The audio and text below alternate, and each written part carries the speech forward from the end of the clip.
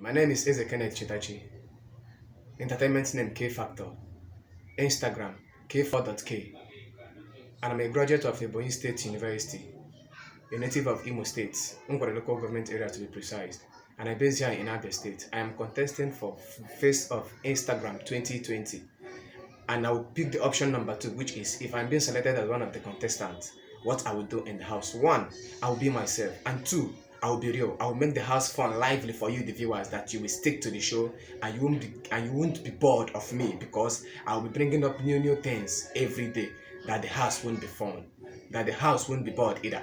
Now, I have to remind us of the pandemic disease, which is COVID-19. And I do urge each and every one of us to put up our nose mask everywhere, anywhere you are, to prevent COVID-19. And please, if I'm being selected as one of the contestants, I urge you to please vote for me. Be my fans, be my backbone. I got you. Thank you very much.